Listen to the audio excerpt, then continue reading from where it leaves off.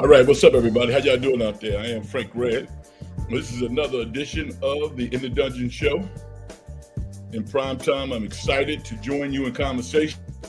And wow, what a sports weekend that culminated with a big-time game between the 49ers, San Francisco 49ers versus the upstart and I think pretty good Atlanta Falcons team. This is a game that the 49ers needed to make a statement at home, coming off the loss of their future Hall of Famer in Fred Warner. And guys really stepped up. Tatum Bethune, who played well in Fred Warner's absence last week, has kind of taken over the reins as a middle linebacker, had 11 tackles, was making all of the calls. And it was beautiful to see because, as I've said in the past, you never, ever root for the demise of one of your teammates. You never do that. Everybody's all in it together. But when somebody goes down, you always have the mentality that the next guy has to step up. And sometimes that next guy is you. And when you have that opportunity, you have to show and prove. Your coaches love it because they were saying to themselves, you know what? I wasn't quite sure if this player had what it took. But I'm going to believe in him. I'm going to go with him. That was Tatum Bethune. I guess 7th round pick out of Florida State, I guess. A lot of people didn't know who he was. I didn't know who he was until a couple of weeks ago. I'm not studying the rosters or I'm not at practice. But you can tell that this young man was paying attention and he believed in himself. And now he is essentially the captain of the defense of the 49ers, run by Robert Saleh. And, next man up, on to the next, like Jay-Z might say. The 49ers are now in first place. They take on the Houston Texans next week on the road, which is going to be a tough game. Anytime you go on the road, particularly flying clear across country, it's going to be a tough game. But if you're the 49ers, you got to feel pretty good about the prospects of success. My name is Frank Red. If you don't know, and it's the first time you're listening, welcome. How you doing? Check us out. We do a little bit of everything. Certainly, we hit all of the top tier sports pretty hard. Football, basketball. I can touch on baseball a little bit, but I don't follow it as closely as I used to. With that said, when you look at what Shohei has done, Shahani, excuse me. Wow. If you are a baseball fan, you might be doing cartwheels right now because this guy is doing things that we've never seen before. For us who are old enough to remember and to have watched the likes of Reggie Jackson do incredible things in the playoffs, we get it, right? We've seen that. But we haven't seen somebody who can handle the bat and pitch like Shohei. An amazing baseball player. Is off to one of the great careers of all time. And I was thinking about it myself. I was like, well, outside of baseball, why don't people know about this guy? And I think it's because he wasn't born here. I think there is an American bias. I check myself because it's about the sports with me. But can you imagine if Shohei was born here in the United States? He would be Wayne Gretzky. That's who he would be. Or he would be Jordan. He's the Jordan of baseball. We've never seen that before. So just to give him some love, baseball without a salary cap, and I don't really like salary caps. I really don't. But clearly the Dodgers have the ability to outspend everybody. The Yankees could if they want to. They've pulled back a little bit, but the level of competition that we see in some of the other sports, we really don't see in baseball. It doesn't mean that the best team wins every year, but the most expensive teams are in competition generally every year. And I don't know if I like that or not. I think we need to find a way to level the playing field a little bit. That's my take on baseball. I'm excited about the 49ers, 5-2, taking on Houston. And I'm going to say this, I'm not a sports talk show everyday host. I'm not, looking in the rocks for topics and hot takes. But I'm going to tell you this, because I know sports. You know who the number one quarterback on the 49ers is right now? It's Mac Jones. Brock Purdy, he's not number one right now. He will be number one when he comes back, and he will come back. But right now, I'm golly shucks, I'm Mac Jones, I'm filling in for Brock Purdy. No, you're not. No, you're not. You were chosen by Kyle Shanahan to lead this team. Let's keep it real. Everybody knows that. If this was the playoffs and Brock Purdy had an opportunity to lead this team, would Brock Purdy be playing if Kyle Shanahan wanted him to? Of course he would. So we don't have to tiptoe around people's feelings because they might feel a way. No, this is football. This is football. You get 17 of these bad boys, 17 games. And I don't care how you do it, you're out to win every game. And right now, Mac Jones has the confidence of the coaches. He has the confidence of his teammates, and he balling. I mean, in a gotta-have-it game, he played some of his best football tonight. Now, he didn't throw for 300 yards like he has in previous weeks, but he was in total control of this game. It was beautiful to watch. That last culminating play to Christian McCaffrey down the seam, he threw that pass like he had done it 1,000 times. No hesitation, no short arm, didn't care about the rush. He let that thing go. And it hit Christian right in the chest to end the game. Forget about kicking a field goal and then saying, well, we got to hold on. No, the 49ers won this game. They won this game. And in spite of losing Bosa, in spite of losing Warner, this is still a very good football team. Malik Mustafa has come back. It looks like he hasn't missed a beat. He's been outstanding at safety. They're playing great football. Tatum Bethune, once again, 11 tackles. Trent Williams had a turn back the clock game. This is one of his best games that he's played in quite some time. So I'm pretty impressed with the 49ers in terms of how they prepare from a defensive perspective, because they're going to play offense well enough to win games. With Shanahan running the offense, Christian McCaffrey looking like he hasn't looked in quite some time. He was on his game tonight. He looked like he was at Stanford running through defenses. But it's the defense. All of the plays that the 49ers are making this year in the most pivotal moments of the game, they didn't make those plays last year. They didn't.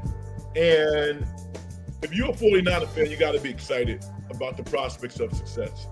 I am. We got a lot to talk about. We're going to talk about the 49ers. We're going to talk about the NFL at large.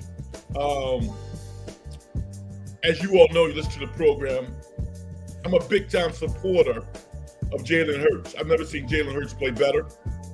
The Golden State Warriors take on the Clippers on Tuesday, right? Opening night. I'm excited about the Warriors. I'm excited about the NBA. Let's get the show started and go out and talk to Vicky. And Vicky said, put my glass on so I can see. Hi, Frank. How you doing, Vicky? Hope you had a great week. I did have a good week. It was much better than last week.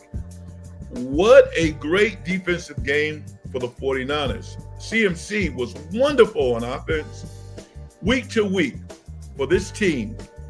On to the Warriors. Love GP2. But please make your free throws. You're like me. I am not mad at you. How can a professional player not shoot at least 75% from the free throw line. Are you kidding me right now? Saying that, I'm a big fan of GP2. I really am. Why? Because players with his skill set, generally speaking, are not in the NBA. They're maybe in the second division league over in France somewhere. You know, they're not playing 5+ years in the NBA, getting generational money like this guy has. So I'm a big fan of his. Obviously, I admired his dad as a player, but GP2 is, I mean, his heart's on 10. That's why he's in the league. You need players like that, the bottom line. My man Key says, what's up, Frank? Kittle had no catches, but was huge in our run game. Gritty win again. Yeah, Kittle's one of those dudes, man. I mean, he's like Fred Warner. I mean, think about Fred Warner. If Fred Warner didn't have many tackles on the field, but he was positioning his teammates to be in the right position to make plays, you would look at him at the end of the game and say he had a great game. And I think, when those grades come out on Monday or Tuesday, Kittle is going to be graded very high because, as you said, he was a beast in the running game. I mean, he literally helped unleash Christian McCaffrey. You had people, including myself, I wasn't on the washed up side, but, I was wondering if Christian McCaffrey would ever look like he looked tonight. 24 carries, 129 yards, 2 touchdowns. And with that said, Christian McCaffrey was still having a Pro Bowl season before he had a breakout game rushing the ball. Because he was catching passes, making great plays, spreading the field. He was doing his thing, but we did not see him rush the ball the way that he did tonight. And even Robinson played well also. So that running back room was the best that we've seen it all year.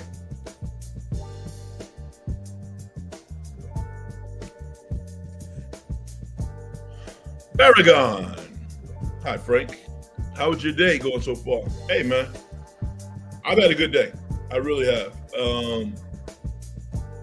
I was driving in my car coming back from the supermarket, thinking to myself, saying, I'm so busy during the week, I don't have time to do a lot of things. And being able to watch football, listen to some games on the radio, go do my shopping, do everything that I need to do, and just kind of reflecting on my week, things I was able to accomplish. I've had a great week, man. I thank you for asking, and I would send it back to you. How was your week? Hopefully you had a great week also. Kitchen Handy. I like that title. I like that name. 49ers got some dogs. They do have some dogs. They do. Lucas, what about that play? That was awesome. A guy who literally was not going to make the team.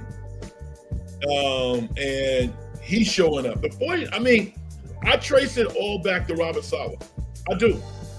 Because if you are a high effort player, you got a chance with Robert Saleh.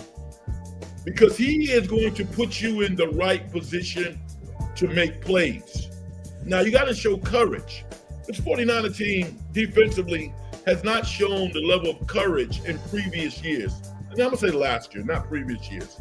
But last year, this team, seemingly, you would look at some of these guys and say, what are you doing? Very few times have you looked at a defensive player on the 49ers this year and said, what is that guy doing? Now, they don't make all the plays. They made a lot of plays tonight. But positionally, they're being coached up. They're putting everything on the line. And I'm starting to like to watch this team play football. I like how the 49ers play football, particularly with Mac Jones playing quarterback right now. I like what he's doing. Vicky says, The Warriors play the Lakers on opening night. Thank you for saving me again. That's going to be interesting. Because Bron is obviously not playing. And I knew that, by the way. But as I've said in tweets, I might have said on this show last week, I think the Lakers have handled this passing the torch thing to Luka horribly. I do. LeBron is, he brings a lot of drama. He does. He loves attention. He does. But let's put some respect on his name, all right? What he's done on the court is remarkable. This guy was second team All-NBA last year. He was All-NBA, second or third team. Can you imagine that? At age 40, you're literally one of the top 15 players in the game. And the Lakers kind of brushed him off when they kind of was hovering around extension talk. They wanted no part of it. Then comments came out that said, well, we're going to let LeBron kind of decide what he want to do, what he wants to do moving forward. I was like, wow. Because in basketball, in football, I'm going to say in all sports, you can never discount leadership. This Laker team is constituted right now is not very good. Not very good. Do they have talent? Yeah, they do have talent. I'm not saying they don't have talent. But they're not that good without LeBron, because LeBron is the one guy outside of JJ trying to hold players accountable. But LeBron can hold players accountable on that team. Who on the Lakers team is going to hold his teammates accountable? It's not going to be Marcus Smart. He's just coming in. Is he a dog? Absolutely. Andre Ayton? Really? Luka? Really? I think they made a mistake by kind of dismissing LeBron in many ways, I think.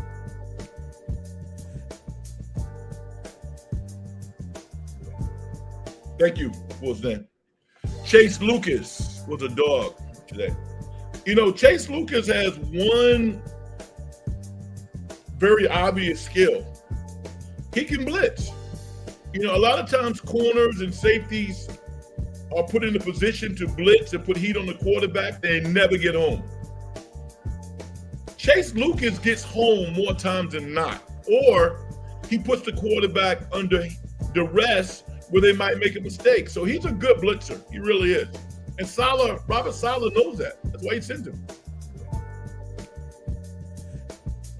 Get your hand, he says. I literally yelled, they're going to London. Jump the route. And he did. Yeah, he did, didn't he? And, I'm going to tell you what was crazy, though. He clearly played his keys, and he was in great position. But that should have been a pick six. It wasn't a pick six, and London almost caught the ball. That was crazy. New to the program, OPXY. Opixie? Is that Opixie? Opixie? We're missing a Steph versus LeBron opening night game because Bron's injured. Yeah, you know what? As an athlete, former athlete, as a coach, as someone who respects people, I'm never going to question whether or not someone is hurt, they're injured. I don't do that. What I will tell you, though, no 40-year-old person doesn't experience some sciatica in your buttocks and down the left or right side of your leg. Everybody experiences that. So my point is, whatever LeBron is experiencing right now, when he decides he wants to come back, he's still going to experience it then. Now, how that plays a role, if it does, and what his decisions are to sit out, I have no idea. My point is, the likelihood of LeBron James being 100% healthy, pain-free, is highly unlikely. This year, 20. He's 40 years old. You know, I've been in NBA locker rooms. They got stuff to deal with pain, okay? They have stuff to deal with pain. I've seen it. Vicky says, Steph, no drama, always talks up his teammates. Never says anything bad about his teammates. Steph is a better leader. You're never going to hear me say anything bad about Stephen Curry. I mean, he is a great teammate. But I would say this to you, Vicky, and everybody else. Don't confuse the quiet boy good looks from someone who is not as fierce a competitor as anybody in the NBA. Think of the most competitive guy in the league. If it's LeBron, if it's Kate, I would argue from here until sundown that Stephen Curry is as fierce a competitor as anybody. And if you think that he won't get into his teammates to the point where they really get the message, oh, he will. He will. He will.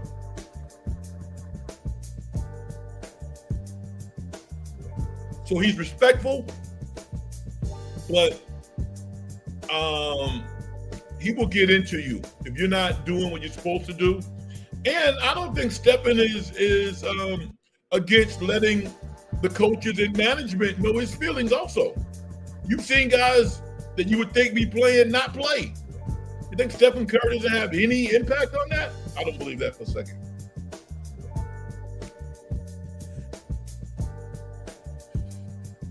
Oh, Pixie, we don't know how much more potential big game matchups we're going to have with LeBron versus Curry.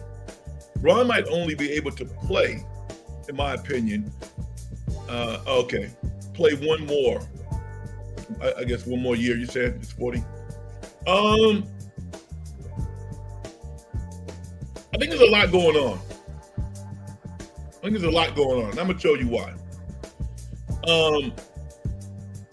LeBron, in spite of what his representatives might say, maybe they've kind of shake the bushes, sniffed around the NBA. LeBron would love to be an NBA owner. He would love to be an NBA owner. The NBA owners currently in place, I don't think they want him to be an owner. Do I have any intel? No, I don't. But these are privileged individuals. They like to pick who they want to choose to be in their club. They don't want, I don't think that they want LeBron to go from playing to ownership right away. Could he be an owner at some point? Maybe. But these are literal cash machines. Think about this. Remember when Dama wrote a check for, what was it, $2 billion or $3 billion to buy the Clippers?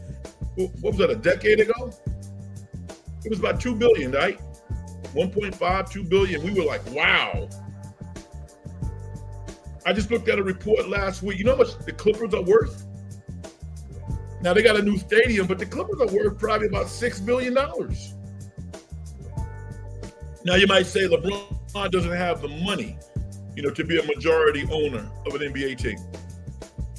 He might not have the money. He can get the money.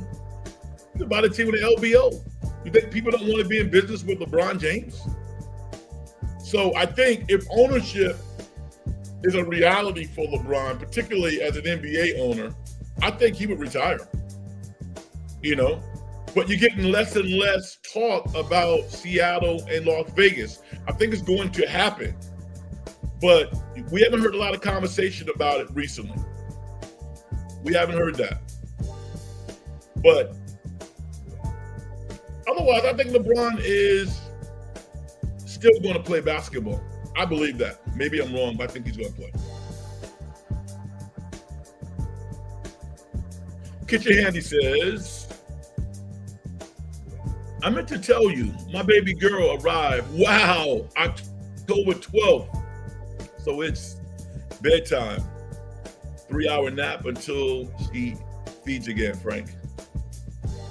I'm so happy for you and your family. Congratulations. And I don't mind. Yeah, get a nap, brother. Well, Pixie says, Steph is 100% the best leader in the NBA. No question. No argument for me. Steph gets into his teammates off the court. Yes, he does. Yes, he does. Like all leaders do. LeBron should honestly start his season around December and take as much time as he needs and play 50 or so games to maximize his health for the playoffs. This could be his last opportunity at a ring. That's logical, and I'm not saying that it's not sensible. But what I would tell you is, what if he doesn't get any better? I mean, none of us can tell someone's pain tolerance. Nobody knows.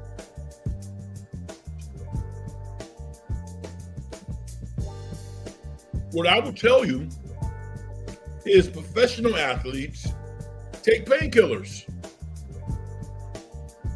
You know, in all sports, they take painkillers. You know, that's why I'm not going to put any, but, you know, I mean, athletes, generally speaking, don't live as long as regular people. They don't. They don't. I'm not going to make any speculation about who dies or whatever the case, but I'm telling you, the things that these athletes do to their bodies,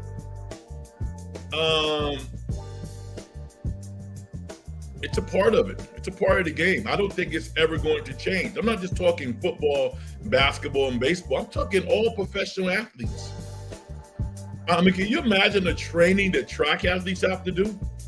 To get up every day. I mean, once you are past, I don't know, 25, 30 or so, and you got to, I don't know how many takes they do when they train, but they train really, really hard. And over a period of time, pain becomes a part of that reality. So I don't know what level of pain LeBron is going through, but I have had sciatica. I have sciatica. I have it. And I don't take any medicine for it. I don't take any. You know, I'm not a give me a pill to fix this guy. You know, I have a high tolerance for pain because I don't want to get addicted to anything. TG, what's up? Says Big Frank. Let's go. What a defensive performance. Absolutely. Absolutely. It was awesome. And I mean, what I loved about the 49ers tonight was the effort. I mean, Huff got home, you know, some other guys got home a little bit, but I mean, these guys are not taking plays off. They're not. They're not overrunning plays. They look like a team that can make some noise. They really do. Who do you think is winning it all this year? What sport you talking about? You talking football? You talking NBA? What sport are you talking about? And I would love to give you an answer on that. If you ask me about football, I'm like you. Oh, the NBA. Okay, thank you.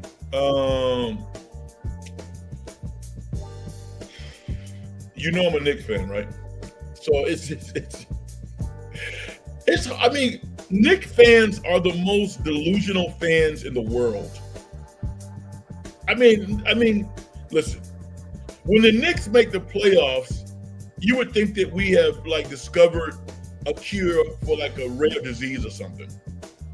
You know, we can't help ourselves. We can't. So, and you see, I mean, this is a genuine smile.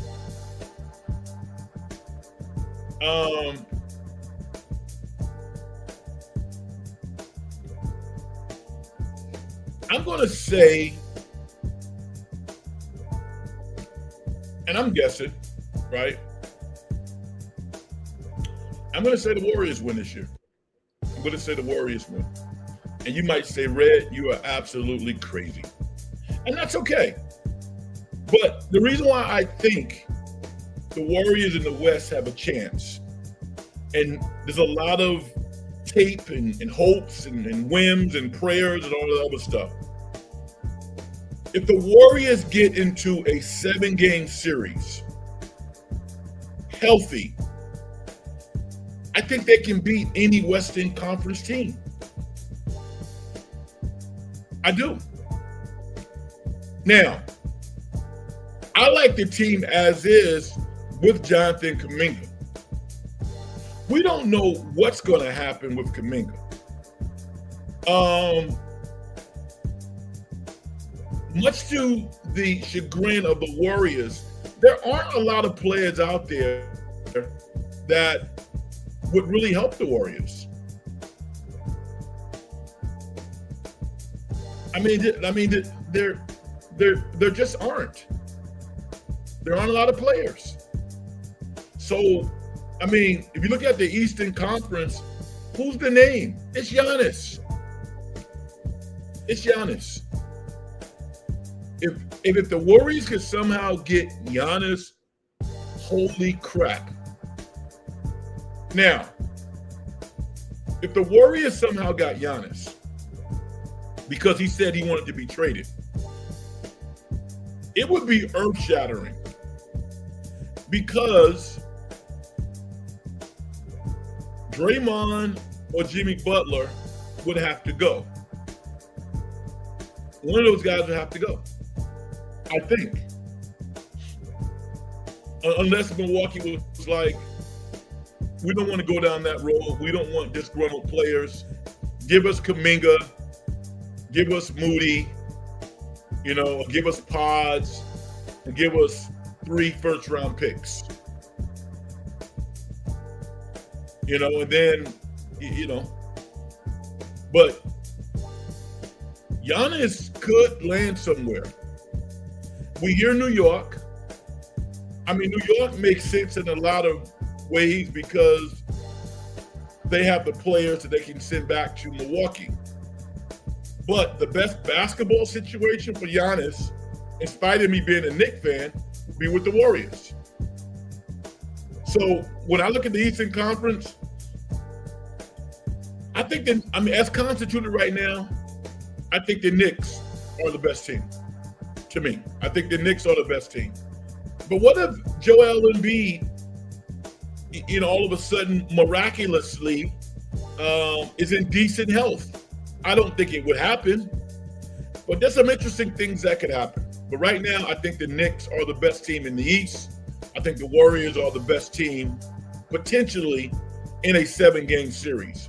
The favorite has to be OKC. Denver is good. The Clippers are good. And seemingly the Lakers are going to be good. But in a 7-game series, I'm not betting against Stephen Curry. I'm not doing that.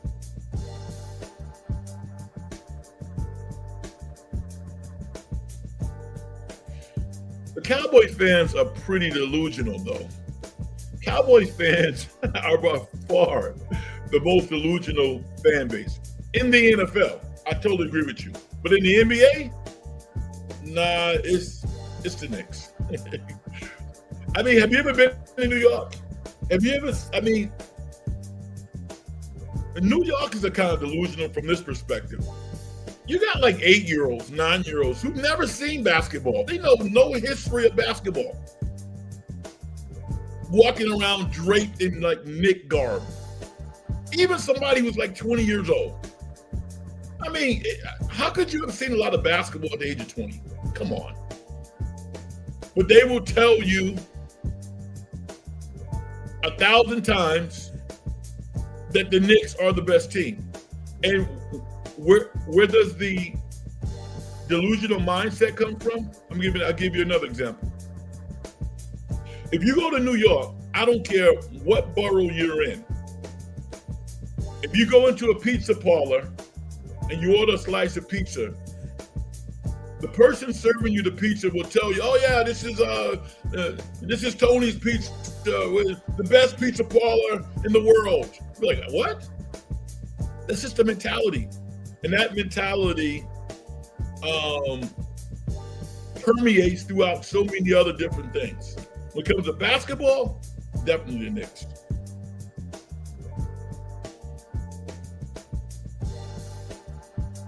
Oh, Pixie. Warriors versus Knicks in the finals would be beautiful. It would be a ratings bonanza. That's for sure.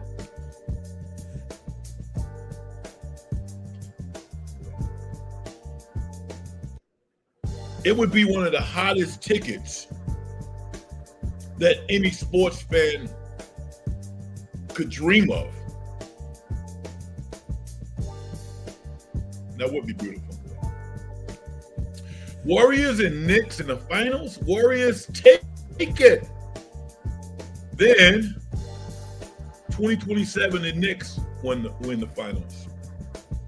Vicky, you're so nice. Thank you. As long as the Warriors win it first, then you're willing to give us a championship. We haven't won since 75, by the way. That's a long time. What's up, Keys? He says, I hope the Niners make a trade this year. Has been amazing so far. Let's keep the momentum going. All right, so who do you want them to trade for? What do you think they need? What do they need? They could certainly use more linebacker depth, I think. But teams don't want to give up good players. I guess if you look at a team that's reeling, that's not doing very well, the Tennessees, the Miamis, I mean, what kind of talent do these teams have? Like,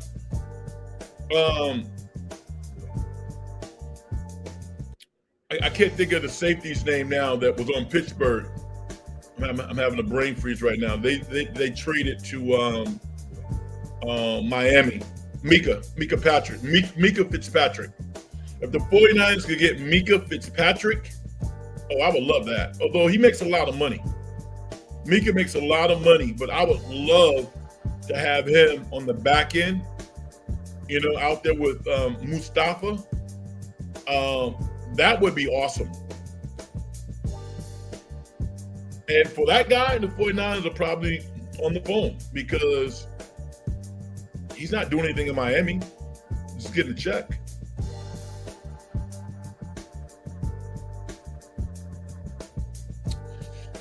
The Niners are essentially cooked this year with the amount of injuries they have to Fred Warner and Nick Bosa. I disagree with you. I mean, why would you say that?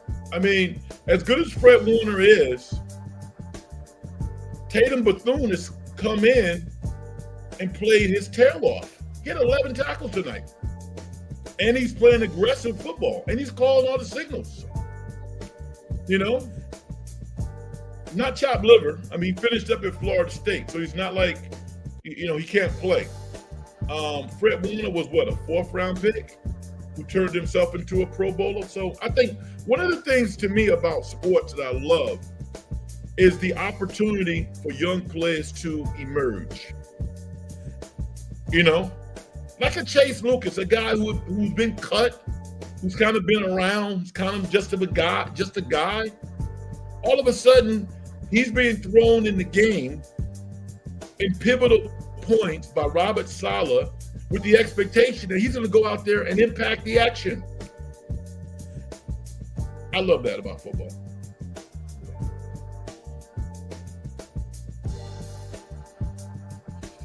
Injury bug just killing the Niners this season. Yeah, but hey, man, this is football. I mean, you think Kyle Shanahan is worried about who's hurt? No, he's not. He's worried about how can we figure this thing out to win some games. And that's what you have to do as a fan. because there's a lot of guys on the practice squads, on the street, just waiting for an opportunity. Be ready. You get your opportunity, be ready. Key says pass rush, linebacker, and a corner. I get it. The one thing I would say to you, Keys, is if you add somebody to the 53, then you got to take somebody off. I wouldn't want to be a coach walking into the defensive lineman room right now, telling one of those guys that they're going to get cut or they're going to get moved to the practice squad or something. I wouldn't want to do that, or they're going to be inactive. I think as a unit, they're playing their asses off in spite of not having Bosa. I think they are.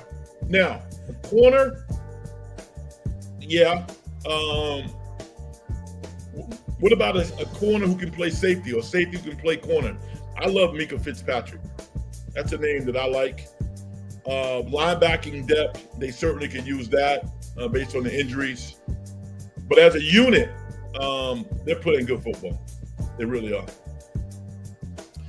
Andrew the GOAT makes an appearance. How you doing tonight, man? Thank you for stepping in the dungeon. I appreciate you. No Moses Moody until October 28th against the Clippers. That's not good news for the Warriors.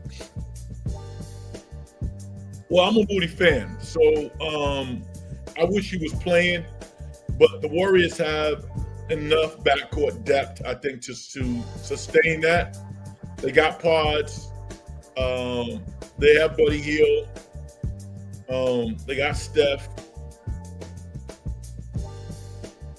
They can go big. They can play, Kuminga out there with some other forwards. I think they're going to be okay. If it was longer than a week or so, I might be concerned because DeAnthony Milton's not playing right now. Seth Curry is not going to be signed into November. So they have some issues around depth. I would agree with that. It might give one of their, two-way guards an opportunity to sit on the bench and maybe even play. No, think about this. They got Nick Richards also. Kerr says, I have no problem putting Nick Richards in the game right now. So the Warriors are going to be fine. They'll be okay. It sucks that's different Curry brother can't. Okay. It sucks that Curry's brother can't be on the Warriors roster until November. He knew what he's getting himself into. I think there's about $2 million out there for him. Someone said, listen, we'll sign you next month and we're going to pay you $2 million and you're going to play for one of the best franchises in the NBA. Or you can play the whole year in Charlotte. I think I'll train for a month and get myself ready to make some plays.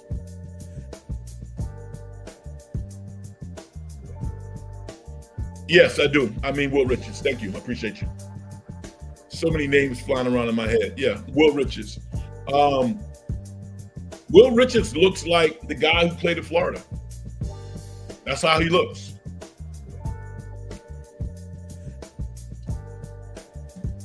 I love his confidence, but he looks kind of like a streaky shooter to me. So I think his main contributions early on will be on defense, but he's not afraid. I love the fact that Will Richards is not afraid. People might look at Pat Spencer and go, who's that guy? But Pat Spencer can play too. No games in the NBA are going to be easy. You got to do your job. But if you do your job, you can contribute. So it's going to be interesting. Now, the one question is Jimmy Butler playing on Tuesday? I think they need their front court to be full go. I don't know if Jimmy Butler's playing. Hopefully he is. Andrew the GOAT says, what is your thoughts on LJ Cryer? I was hoping that he would have made the Warriors roster.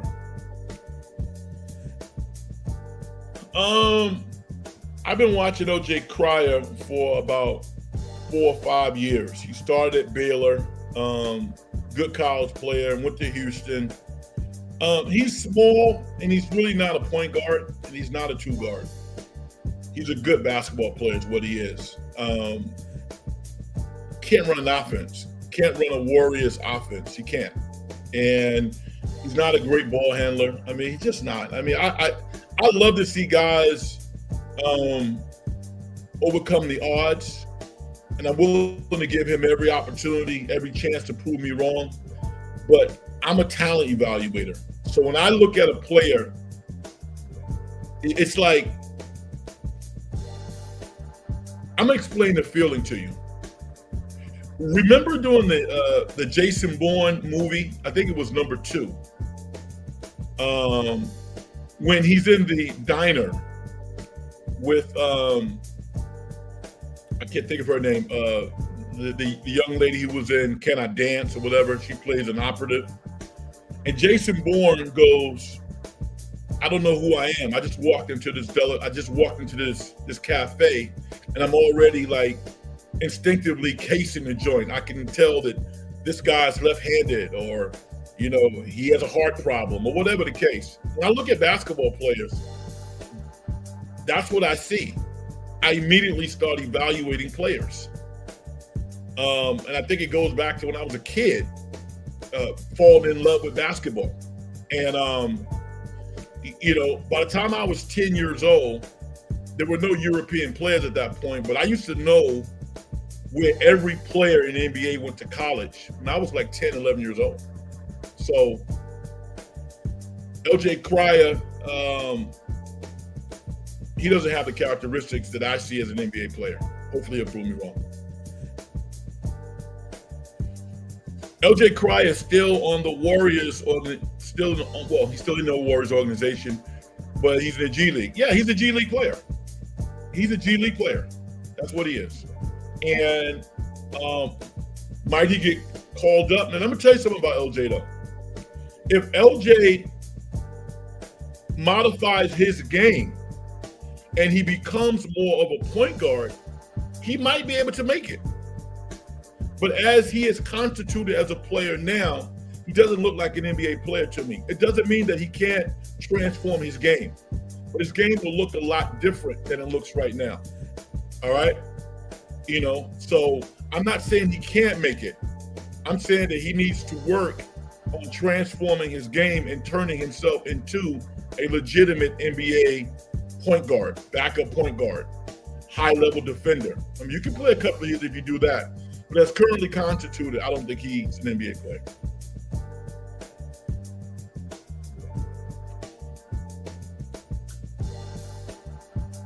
I wanted to touch on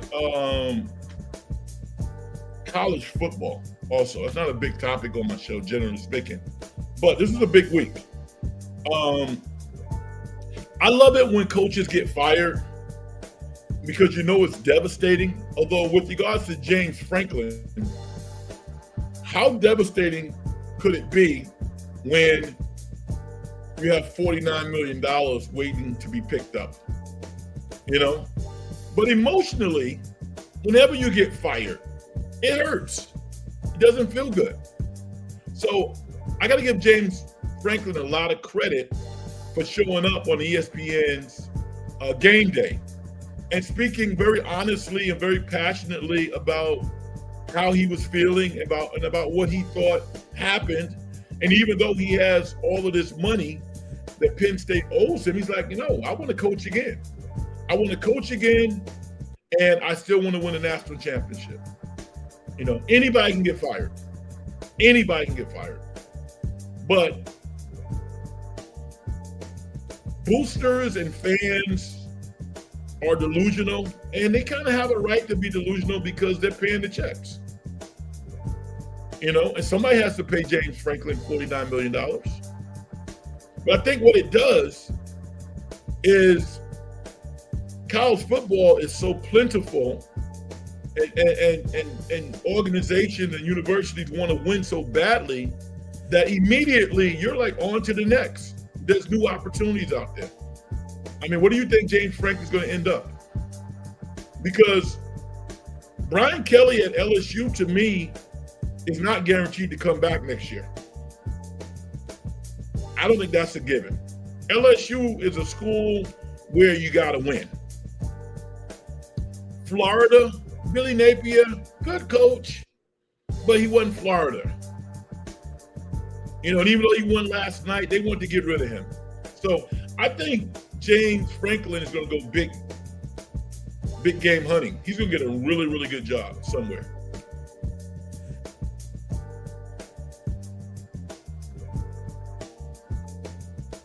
But yeah, stand-up guy.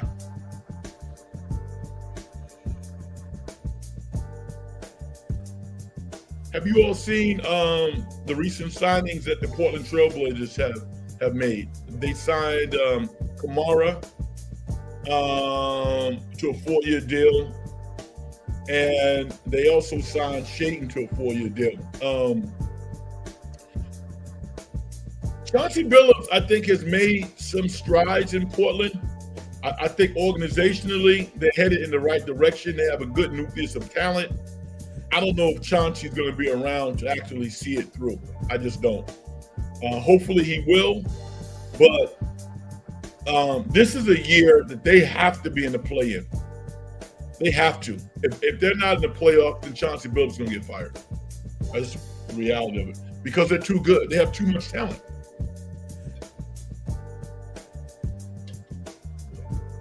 When you accumulate X amount of talent, it's not about talent anymore. It's about coaching. It's about discipline. Look at your 49ers. The 49ers roster, is it that much better than it was last year? When you consider who the 49ers have lost, 49ers are 5-2. Is this roster this year that much better than last year's roster? I don't think so. I think you can argue that even with losing Fred Warner and Bosa, it's just as good as they were after 7 games last year, but it's not a whole lot better. They're playing better. They're being coached better. That's the difference.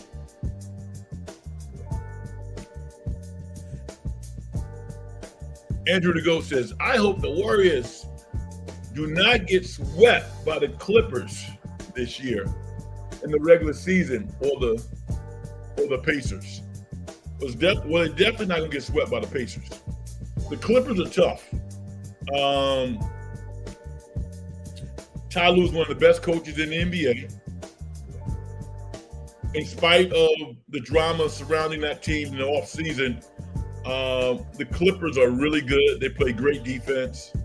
They're tough. It's going to be a battle every time the Warriors and Clippers play. I think we all know that. Vicky says, what do you think about John Gruden to coach Michigan? I think if the Michigan's job is open, John Gruden's name always has to be in the mix because he's a great football coach.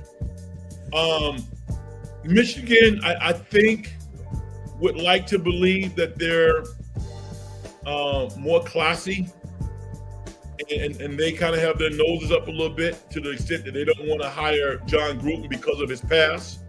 But this is a different political climate now.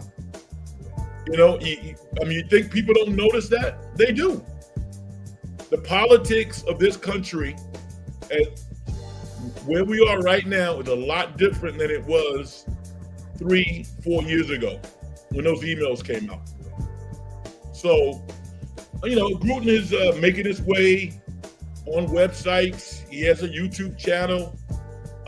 At some point, I think somebody's going to hire him. I don't think Michigan wants to fire the current coach. I think he would have to fall on his face completely. And if he does, then they will fire him and pay him. Probably got a 5-year deal. But they don't want to fire him this year if they're decent. Like, Michigan needs to go, 8-4? If they beat Ohio State, which they probably won't, but if they beat Ohio State, then you know what? They'll have a parade for the coach. But he needs to win. He cannot lose games to teams that he should beat.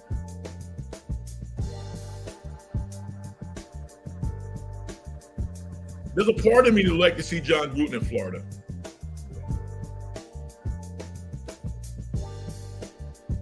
How about you, Vicky? What do you think? You think Gruden's going to get hired again? And if so, where would you like to see him go?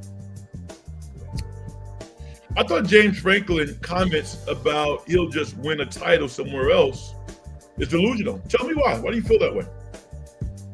Because I like those comments. Because think about it. Like, I've been following Penn State since I was a kid, right? I'm going to tell you where Penn State recruits players. Pennsylvania, New Jersey, and Ohio. They recruit that region. And there's a lot of good football players in that area. But think about this. James Franklin was at Penn State for 12 years. Did he ever have a great quarterback at Penn State? No. I'll answer it for you. He never did. Drew Aller, great quarterback? No, he's not a great quarterback. He came out as a top prospect, but you watched this guy for like 3-4 years before he got hurt. He's not a great quarterback prospect. If James Franklin goes to LSU, Florida, he's going to get the best of the best. And this station-to-station complimentary football, or we grind it out. No, they're not going to play that way. Remember, James Franklin won at Vanderbilt. Did you forget that? This guy won at Vanderbilt. You know how hard that is? James Franklin's a hell of a football coach. RC Rules, how you doing? Hey, Frank, what do you think of Cal's quarterback? Sidearm thrower. I like it. I mean, everything I've seen of him early, I like. Now, to be honest, I thought the game against North Carolina, UNC, was on Saturday night. And then I found out Cal won on Friday night. I had no idea. How was the game? I think he's a terrific prospect. The only thing that concerns me a little bit about him, and I'm being honest, I didn't see the game Friday, is I think Cal could ruin him. They could ruin him. I think he needs to be coached up.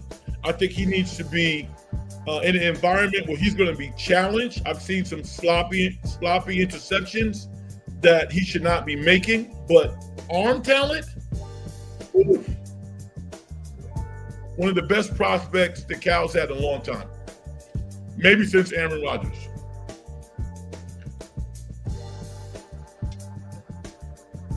I can't think of anybody who even comes close to this kid's arm talent. I hope they don't lose him. Do you think the Warriors defense will be number 2 in the NBA this year? No, I don't. I think they'll be top 7. I think they could be one of the best defensive teams. I even say top 10. They got older players.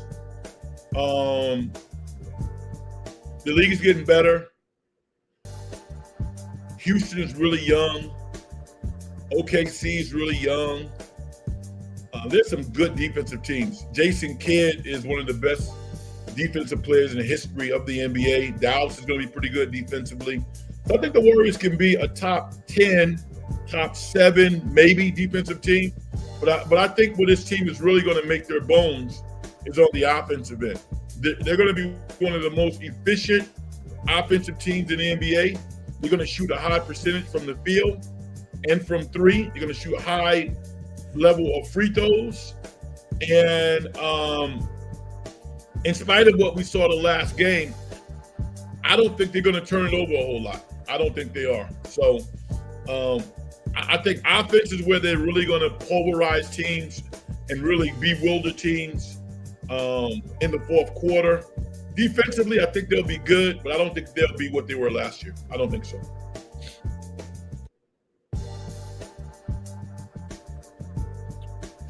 Shohei Ohtani and Steph Curry, generational players, no question about it. No question. And I said earlier in the program, if Shohei Ohtani grew up in the United States, I mean, he'd be messy. Maybe he's messy already. I don't know. Maybe I'm not that close to it. But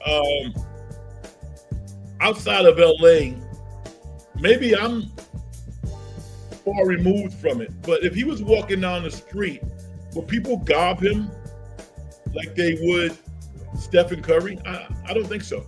But yet, on some level where Shohei is right now in his career, he's as good as any athlete playing a different sport right now. His numbers are crazy.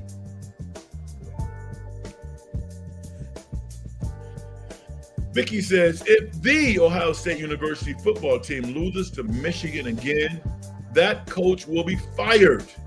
I am rooting for the Michigan coach, but I also wonder if he is over his head. Yeah.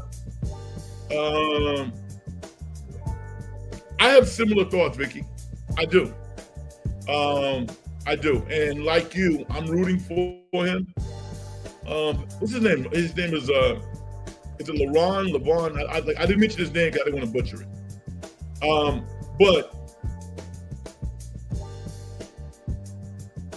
you don't play as a head coach. So you have to really make sure that your players show up ready to play every game. They might not win every game, but they need to show up every game. And there's some games in which you looked at Michigan and you question whether or not they were ready to play. That's coaching. They said they needed a quarterback from last year. They went out and got this kid, number one quarterback in the country. He's probably making at least $3 million a year. If you're going to knock on a booster's door and say, listen, we need to have this kid and you need to pay him, then you need to win. That's just life in the big city.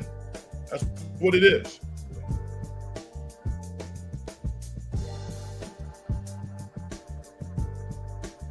Key says, I just feel that someone who's never won a championship shouldn't be so confident, especially after getting fired with blue chip talent everywhere.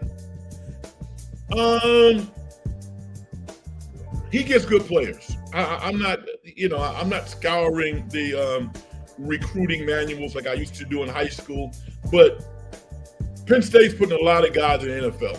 That's true. But what I would say to you is give the organization some credit also. They develop a lot of players, right? Just because you are an All-American in high school, you're 4-star, you're 5-star, that doesn't necessarily mean anything. You know what I mean? Those guys flop every year. Penn State develops players. What is alarming to me, or what's not even alarming, but what is evident to me is there's some politics around who they recruit, particularly at quarterback. Look at Penn State. Look at the quarterbacks they've had. You change the name of the quarterbacks, but they're the same guy. They recruit the same kid every year. The same kid every year. And I think it has a lot to do with politics. So, has James Franklin had some blunders at Penn State? Absolutely, yes. But listen, I think he can win a national championship at the right school. I do believe that. Andrew DeGoat says, I think the Warriors have a really good shot at winning the championship this year. So I'm not delusional. I just said that about 15 minutes ago. I love their roster. And I'm going to tell you why I like their roster. Unlike in previous years, I don't think anyone's going to get consistent minutes who don't deserve those minutes. That's why I'm happy to see Pods has had a really good preseason, right? He's shooting the ball relatively well. He's not trying to do too much. And as a result, he's playing. And I hope he continues to play well. But there were times in which he was god-awful, and Steve Kerr kept him on the court. That's not going to happen this year. It's not going to happen. You got to earn your minutes because the Warriors have tremendous depth in the backcourt. They have a tremendous amount of versatility. So I agree with you. I like the Warriors roster. Aussie Rules, UCLA, 3 in a row. Was it coaching? Absolutely. Yes. Who did they beat yesterday? Or did they have a bye? Who did they beat yesterday?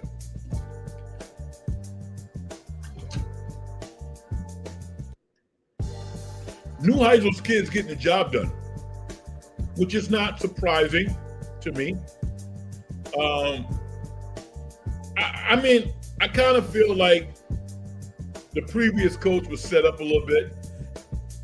You know, I believe he was. But here's the thing about coaching. Nobody tells you, no one says you have to raise your hand and say, I want the job. That pisses me off.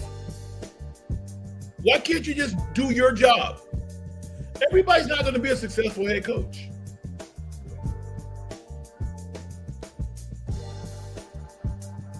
It's just not going to happen.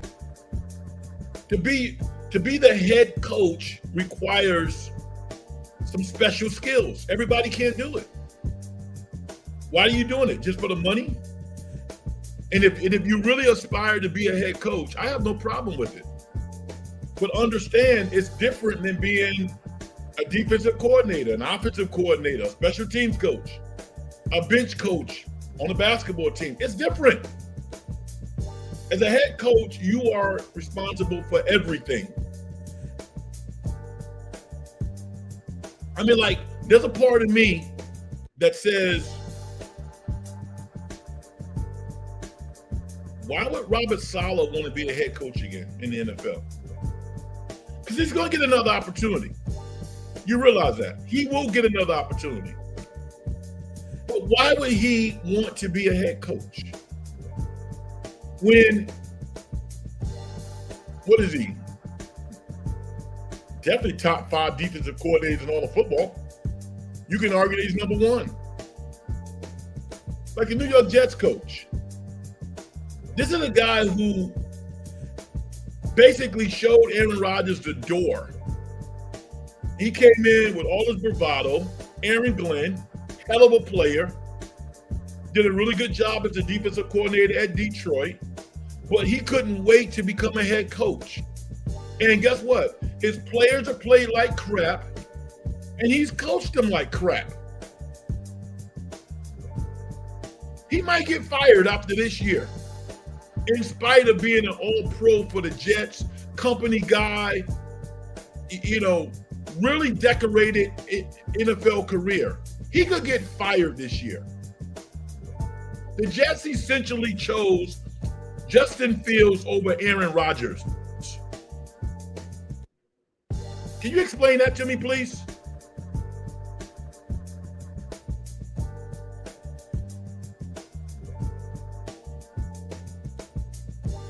Vicky says the Warriors can't turn the ball over 10 times in a quarter. Vicky, I think that was the worst I've ever seen the Warriors play in a quarter. That was awful. That was god awful. I don't know what that was. That was just so bad. And Steve Kerr was sitting on the bench like he was being eaten by ants. That's how mad he was. Steve-O was at the game tonight, was loud. Oh my God. I went to the game last year when they played Chicago, my first game. But the crowd, the vibe out there at Levi's seems spectacular. So good on you, man. I'm glad you got a chance to enjoy that. And the Michigan coach, his name is Sharon Moore. Yeah, I mean, hey, it's a big step up to head coach. At Michigan, I mean, you know, hey, I'm not one of those I'm not one of these people that think that just because somebody wants to give me a job, I should have it. You know, so people might say, well, Red, you're qualified. You can do it right now. And I would still take a little longer. This is my makeup. You know, I don't want to feel like anybody's giving me anything, you know, which is probably, you know, some deep-rooted trauma that I have. Because sometimes it's okay for people to kind of give you an opportunity when you're ready to go. But in sports, I sometimes feel that people take on opportunities for the wrong reasons. I don't know if that applies to Coach Moore or not. I'm not saying it does, but what I'm saying is that, yo, you the coach at Michigan. You know, this is not Michigan State, not Michigan State's big time program, Michigan Eastern Shore. No, dude, this is Michigan. You can't, Michigan shouldn't get blown out by anybody. You know how many players who went to Michigan who are in the NFL? Crazy number. Talent's unbelievable. Key says, thank you for saying it. Penn State is like the NFL used to be. Whichever kid has talent and fits their profile gets to start. Yeah, it's true. It's true. It's true. I don't have to say any more. I don't have to say any more. Just look at their quarterbacks and look at the schools that they have gone to. The big time programs recruit nationally. Penn State doesn't recruit quarterbacks nationally. They recruit in Ohio and Pennsylvania, maybe Jersey.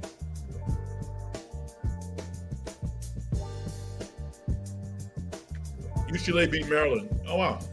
And Maryland's pretty talented. That's a good win. I mean, do you think Neuheiser is going to get the job? I think he is because of his dad. I mean, you know, his dad went to the school. He went to the school. And he's going to get a longer rope than the previous coach got, you know. Politics of the game.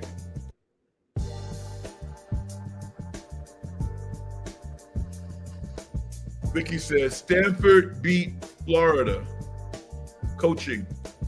Vicky, what do you mean by that? Help me out with that. I'm not quite sure what you mean. Andrew the Goat says, it's crazy that the Warriors only lost that preseason game by 3 points to the Clippers. Still, with all those turnovers. Yeah, well, I mean, neither coach was coaching to win. They want to win, but they wasn't coaching to win. So yeah, I agree with you. It was pretty remarkable that they only lost by 3 points because they played. In that second quarter, that was awful. But they got it together a little bit and made some plays. Will Richards played really good. I thought Trace Jackson Davis played well. So they showed some signs. I thought Steph was out there with numerous combinations, kind of getting his work in. I'd love to see that. To see how good he is at this stage of his career is pretty amazing. I also looked something up today. Not that it means anything to anybody here, but it was interesting to me. Kevin Durant signed a 2-year, $90 million deal with the Houston Rockets, and extension, theoretically for $45 million a year. And when he did that, he eclipsed LeBron James in terms of total earnings, in terms of player salaries. He's well over $500 million in his career. And I was thinking to myself, Stephen Curry, I looked him up. Steph has made over $500 million also. And I think Steph's going to play another 3 years. I believe that. I think Steph is going to play until he's 40 years old. And I think Steph might end his career by playing in the Olympics. And if he does that, then he's going to make over $700 million in salary, which is a crazy number, but he will be worth every penny. So and the reason why I mention that is because Steph and his wife, they do so many positive things with their money. They give a lot of money away. They really do. They feed a lot of people. They fund golf programs at universities. They do a lot of good stuff. They really do. So I love it when he makes money because he knows what to do with it. Did Stanford win that game because their coaching is better than Florida? Oh, you mean Florida State? Florida State, Vicky, not Florida. Florida State. They beat Florida State last night? I didn't know that. I'm going to say yes. I'm going to say that the players at Florida State have collectively tuned that guy out. I think he's done. Regardless of the buyout, I think he's done. And that's why the name John Gruden keeps coming up, because there's so many high-profile jobs that will be on the market. And there are not that many high-profile coaches. So, yeah, if Stanford beat Florida State, it's definitely because of coaching. It's not because of talent. The Hurricanes got upset because their transfer portal highest-paid NIL quarterback threw 4 picks. I knew he was a fraud. He looked like crap. He did. Now, what he did in the post, did you hear the post-game interview where he basically threw his teammate under the bus? And he might have been right. That last pick was so bad because he said the wide receiver ran the wrong route. Now, my follow-up question would have been, what about the previous 3 picks that you threw? What happened in those, situations? You should never throw your teammate under the bus like that. I didn't like that. And, he has talent. I'm not going to say the kid doesn't have talent. He has talent. But that was a bad look. Real bad look. Miami does it every year.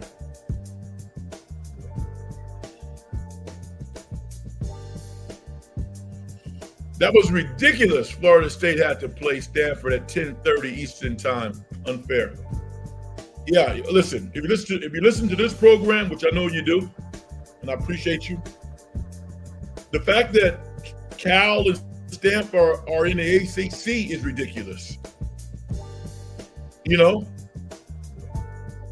Crazy. Particularly for the athletes. So yeah, if you are a Florida State player and you got to jump on a plane and travel 5 hours across the country to play Stanford on a Saturday night at 10:30, which is what your biological clock is at that point,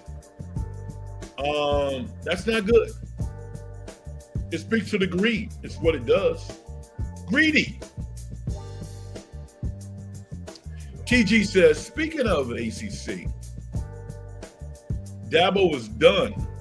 Losing to SMU at home is embarrassing. I don't think Dabo's done because his team kind of still believes in him. Ludwig, I think, got hurt. He didn't play, did he? He was injured. Now, doesn't mean that Clemson shouldn't have a 5-star quarterback ready to step in and get the job done. So, They should not be losing to SMU. That's for sure. But I think they're going to play well enough for him to, keep talking about things he's done in the past and keep his job. But if he decided to snoop around and go elsewhere, I don't think they'd be upset about it. So the only reason why Dabo's probably there 100% is because he probably has a really big buyout. Now, if you can pay James Franklin $49 million, although I think Penn State probably has one of those deals where if you get a new job, then we'll pay the rest. I don't think you get a chance to get all your money at your former location and get a new contract somewhere else. I don't think that they allow that to happen. But Dabo's been at Clemson, 10 plus years? It's time for him to go. It's time to go. People think of Nick Saban like he was at Alabama for 30 years. No, he wasn't. No. Nick Saban was at Michigan State. He went to LSU. And then he went to Alabama. Coaches move around.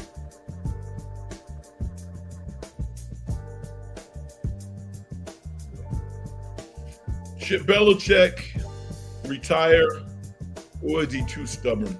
I don't think he should retire. And I'm going to tell you why. They chose the wrong quarterback. They chose the wrong quarterback. If you go back to Belichick in New England, he started off as the head coach, got lucky with Brady, and over a period of time, amassed great power and influence. But Bill Belichick, as a talent evaluator, has not had a remarkable career. So they signed this quarterback out of South Alabama. I can't think of his name now. This kid is making millions of dollars. Millions. He's not that good. He's benched. If North Carolina had a better quarterback, they'd be winning games. Can you imagine if North Carolina had Cal's quarterback? So there is a devoid of talent there. Now, people want to say that it's not a distraction, it doesn't matter. I think his personal life, when you're losing, becomes an issue. And it becomes a bad look. So, I'm not a quitter. I don't quit anything. So the idea of stepping aside when his teams are looking like crap this year and his one and only season, I don't think he wants to do that. It's one thing to get fired. Now, he might get fired. If he gets fired, then, North Carolina's saying, listen, go home. We don't want you anymore. But for him to step aside, no, I wouldn't do that. Yes, I did, Vicky, and thank you as I transition before I get out of here. Let me give you my movie review of the week. I've been sitting on this because I wanted to see other movies first.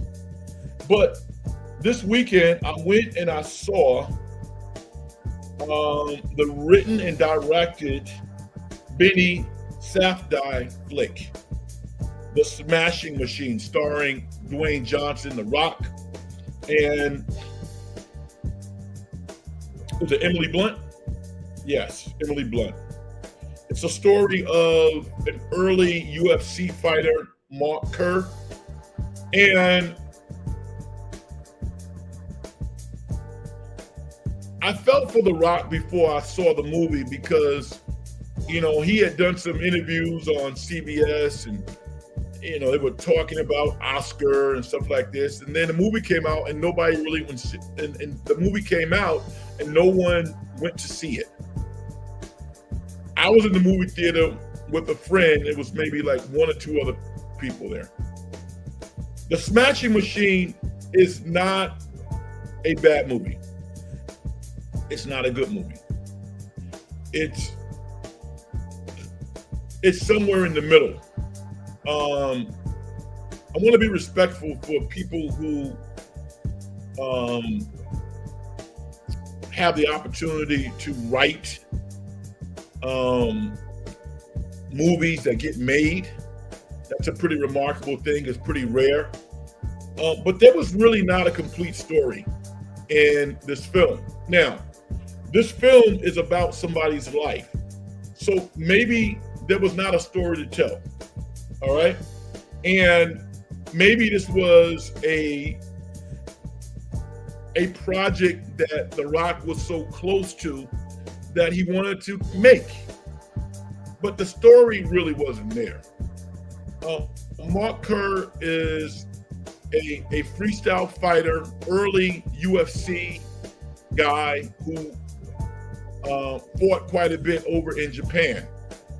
And the movie talks, it chronicles his life in terms of how he had to deal with pain, the brutality of the sport, how drugs played a role in his life to alleviate pain.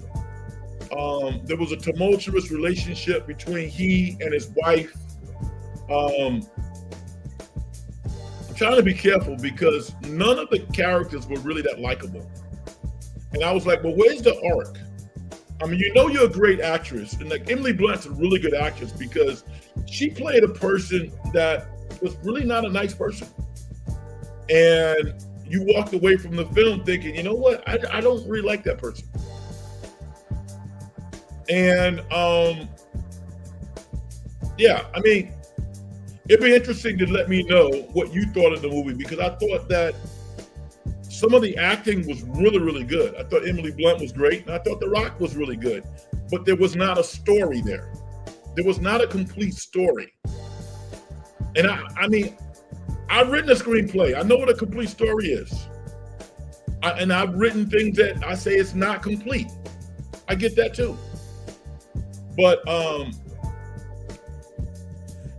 I mean, Dwayne Johnson, The Rock, did not write this script. This script should not have been turned in as the final script because there wasn't a story there. One battle after the next. Paul was it? Patrick Thomas? I can't think of his name. The movie I just saw with Leonardo DiCaprio and Tiana Taylor, that was a story. One battle after another. This was not a complete story. So, the other weird thing about this movie,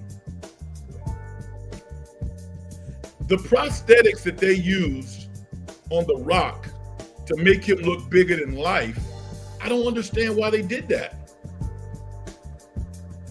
Because the guy who he played, Mark Kerr, in real life was not that big a guy. Rock towers over him as is. So I think that hurt the movie, to have Rock look like the Incredible Hulk. Why? I don't understand it. The guy, Mark Kerr, in real life is maybe 6'1" or 6'2". And I'm gonna tell you the last thing. This is not hyperbole. This movie had one of the worst soundtracks I've ever heard in my life. This soundtrack was terrible. God awful. I'm like, why? Why couldn't they hire somebody to go out and get a good soundtrack? And I'm saying, was money an issue? Because that could have been an issue. Maybe they wanted to license some songs and the price was too high. I don't know. But the soundtrack was terrible. And usually when you have an average script, an average movie, and a really good soundtrack, it can elevate the project. This horrible soundtrack hurt the movie. So, great acting performances by Emily Blunt. I thought Dwayne Johnson, The Rock, was really good, although I didn't give him a whole lot of credit because he was playing a wrestler. It wasn't like he wasn't playing somebody who he didn't know anything about. You know, he knew a lot about this prototype of a person, and he did a great job. but I just thought the script was incomplete. It'd be interesting to get your thoughts on the movie if you ever see it. It will be on an outlet at some point. Vicky, I'm gonna try to run this down. Truth or treason? I'm gonna run it down. I promise you that. TG says, Frank, forgot about the movies. How much popcorn do you crush? I don't eat any popcorn. 0. As a matter of fact, I sneak food in. Me and my friend, we sneak food in.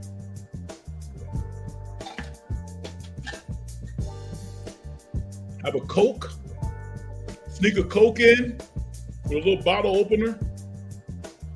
I munch down some M&Ms with peanuts in them, and I have one Hershey almond bar every week. I don't buy any popcorn. Not the kid. But I like popcorn. There's one theater that I'll go to that I will buy popcorn, but rarely do I buy popcorn. Talk about a ripoff. Key says, do state universities have lower academic admission requirements other than colleges like Notre Dame or private universities as example? Yes, but it depends on how good you are. Okay. If you are a kid that is an average student, but you go to a prestigious school, you'll probably get in. But if you go to an average school and your grades are average, you probably won't get in. But if you are a really good player and you go to a school that has a reputation, you will get admitted to most schools outside of the Ivy League and Stanford. Yeah.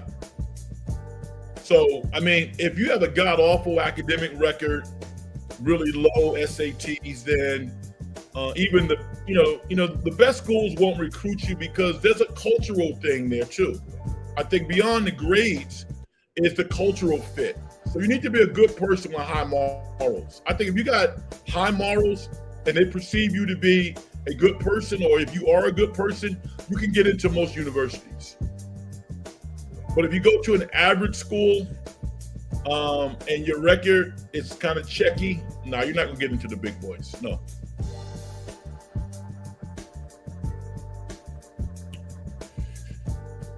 Frantic Rage says, agree. Performances were really good. The rest of the movie was not so much. Yeah, I agree. I'm disappointed because if you're The Rock and you got all this pressure, you got people that want you to fail, why not do your due diligence? I mean, if I saw the challenges in the film and you saw it, then you would think everybody else saw it too. The soundtrack was awful, terrible. Not true for Stanford. You have to have the grades. Well, that's what I said. That's what I said, Vicky. Stanford recruits student athletes. Yeah, that's what I said. You don't just walk into Stanford. No, you don't do that. I like that about Stanford. All right, everybody. We put in an hour and a half. I want to thank you all for tuning in the program. I really appreciate you. Thanks for contributing and sharing your thoughts. This is a big time weekend. The 49ers won the most important game of the year thus far by taking down the Atlanta Falcons 20-10. Mac Jones, he's the number one quarterback. He is the starter of the 49ers. He's not the backup. He's the starter. Thank you, Vicky. This is what Vicky says. Hit the like button. I appreciate you. Subscribe to the show. All that good stuff. 49ers take on the Houston Texans on Sunday, and they'll have an opportunity to make another statement. The Warriors play the Lakers on Tuesday night. I've never logged into Peacock, so I don't know how that whole thing is going to work. I have Peacock, but I've never logged into it. So I have to put in like passwords and stuff. I don't want to go. I don't really want to go through that stuff. But I have to watch the game. So anyway, let me do my thing. I get out of here, and I will get out of here. Success in getting paid is a manifestation of the whole process. If you as an individual don't do things to help other people make their lives better, as far as I'm concerned, you haven't done nothing. Everyone, have a great week. Thank you. Hit the like button, subscribe to the show. Follow me on Twitter @BigFrankRed. Be safe, and I'll talk to you a little later. Bye-bye.